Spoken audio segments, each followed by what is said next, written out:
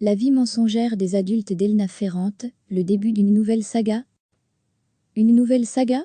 Les millions de lecteurs d'Elna Ferrante, la plus secrète des romancières italiennes, vont pouvoir retrouver à partir de mardi leur auteur préféré avec La vie mensongère des adultes, son premier roman depuis la fin de la saga de l'amie prodigieuse.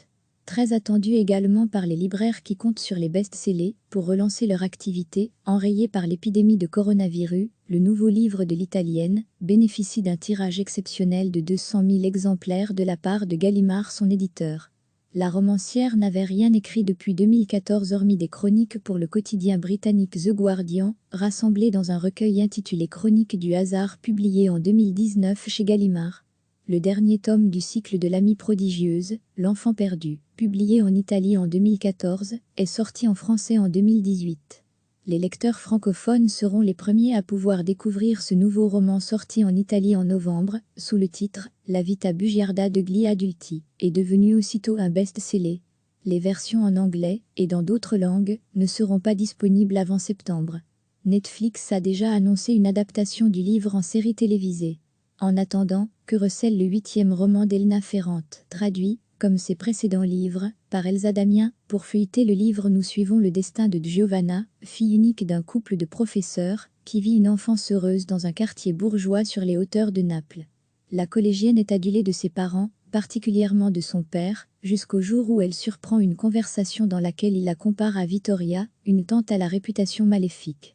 Bouleversée par ce rapprochement aussi dévalorisant qu'inattendu, Giovanna va chercher à en savoir plus sur cette femme, découvrant au cours de sa quête le quartier populaire où a vécu son père, les secrets de famille, les garçons et la sexualité. On retrouve dans La vie mensongère des adultes, 416 pages, 22 €, des thèmes déjà présents dans L'amie prodigieuse, la saga en 4 volumes, qui s'est écoulée à près de 15 millions d'exemplaires dans le monde, dont plus de 4 millions en français. Il est ainsi question dans ce nouveau roman de la place des femmes dans la société, des inégalités sociales, de l'identité, de la loyauté et de la trahison, et, toujours et encore, de Naples.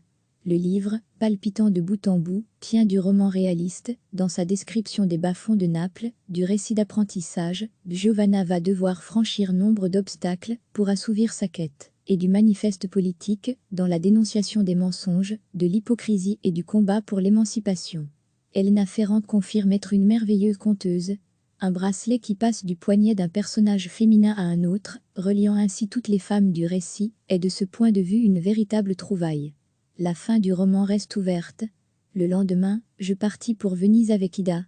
Dans le train, nous nous fîmes une promesse. Nous deviendrions adultes, comme aucune fille n'avait réussi à le faire. Est-ce la promesse d'une nouvelle saga? Son éditeur italien, Edizioni e Baroblico, s'en défend, mais on sait qu'en littérature, il ne faut jurer de rien. Les millions de lecteurs d'Elna Ferrante, la plus secrète des romancières italiennes, vont pouvoir retrouver à partir de mardi leur auteur préféré avec La vie mensongère des adultes, son premier roman depuis la fin de la saga de l'amie prodigieuse. Très attendu également par les libraires qui comptent sur les best-sellers pour relancer leur activité, enrayée par l'épidémie de coronavirus, le nouveau livre de l'italienne bénéficie d'un tirage exceptionnel de 200 000 exemplaires de la part de Gallimard, son éditeur. La romancière n'avait rien écrit depuis 2014 hormis des chroniques pour le quotidien britannique The Guardian, rassemblées dans un recueil intitulé Chroniques du hasard publié en 2019 chez Gallimard. Le dernier tome du cycle de l'amie prodigieuse, L'enfant perdu, publié en Italie en 2014, est sorti en français en 2018. Les lecteurs francophones seront les premiers à pouvoir découvrir ce nouveau roman sorti en Italie en novembre, sous le titre « La vita bugiarda degli adulti » et devenu aussitôt un best-seller. Les versions en anglais, et dans d'autres langues, ne seront pas disponibles avant septembre.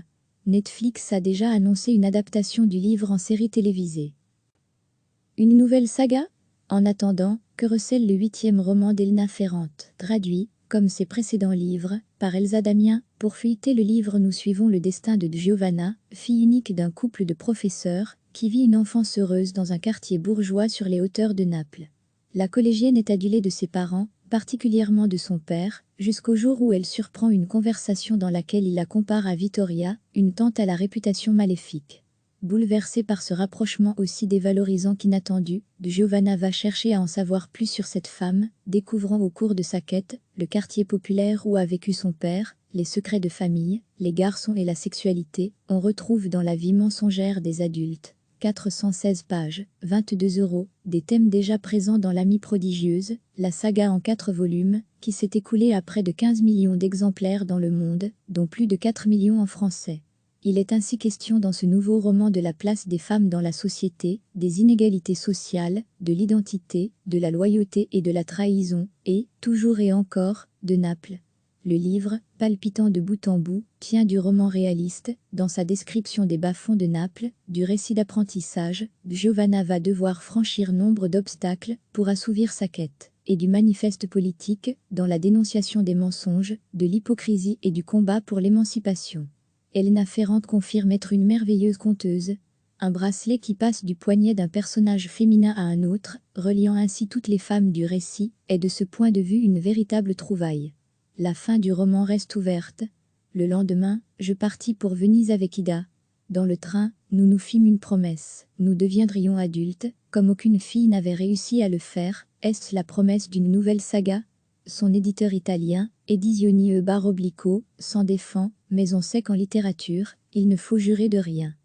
Cliquez sur s'abonner pour recevoir les dernières nouvelles.